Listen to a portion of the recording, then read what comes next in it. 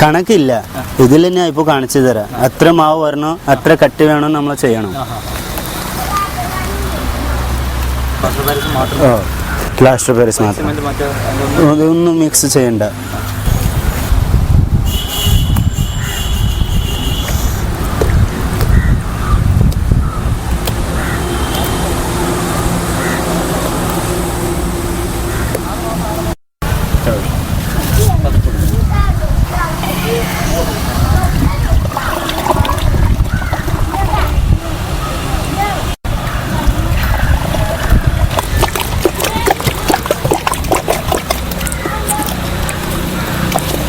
ഈ മാവില്ലേ ഇപ്പൊ റൗണ്ട് പിടിച്ച് ഈ റൗണ്ട് പിടിച്ച് ഇനി ഒരു പാർശ്വം അങ്ങനെ പിടിക്കണം. പിന്നെ ഇത് അകത്ത് ഹോള് വരും.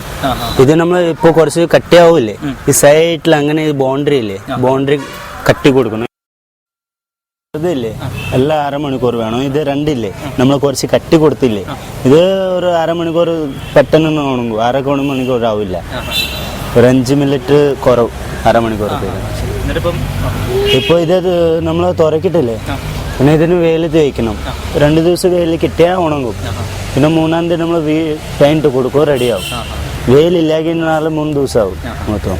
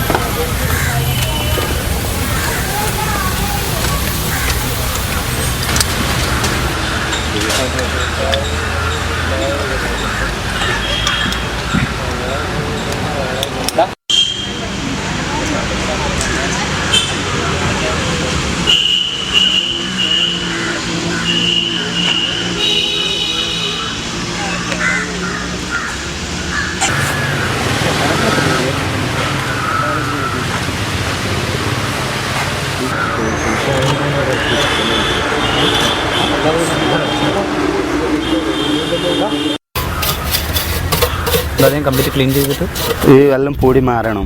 ഇല്ലെങ്കിൽ കളർ ഭംഗി കാണില്ല, ആരും എടുക്കില്ല. കളർ കൊടുത്ത് പിന്നെ നഷ്ടമായി പോകും.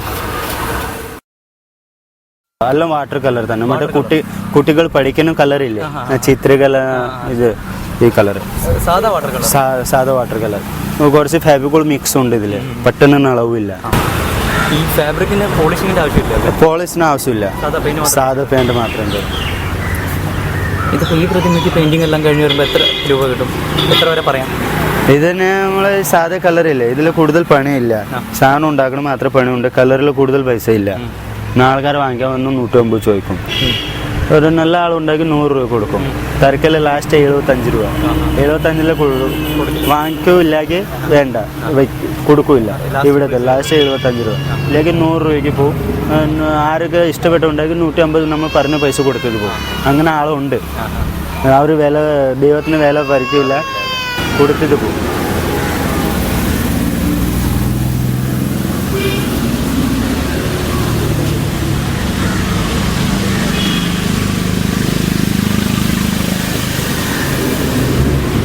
पुट्टी कलर में करना होगा निस्लो फुल पुट्टी कलर.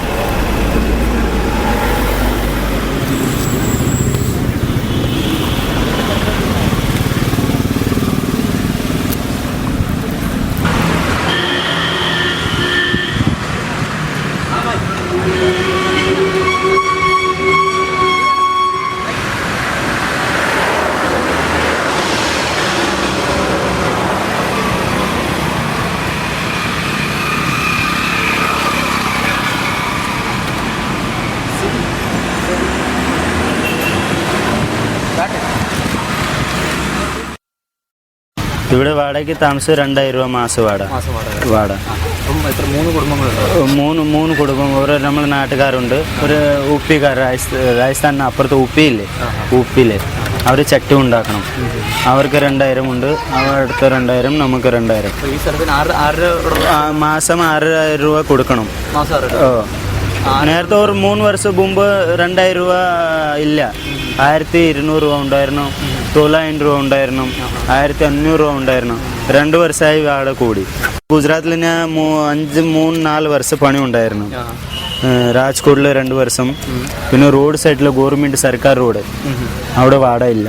ഗവൺമെന്റ് വാടക കൊടുക്കും. അവർ വാടക ചോദിച്ചില്ല, നമുക്ക് പോകാൻ പറഞ്ഞില്ല. ബിൽഡിങ് അടുത്തടുത്ത് വീടുകൾ, ബിൽഡിംഗ് ഉണ്ട്, കട ഉണ്ട്, റോഡ് സൈഡ് മെയിൻ റോഡുണ്ട്.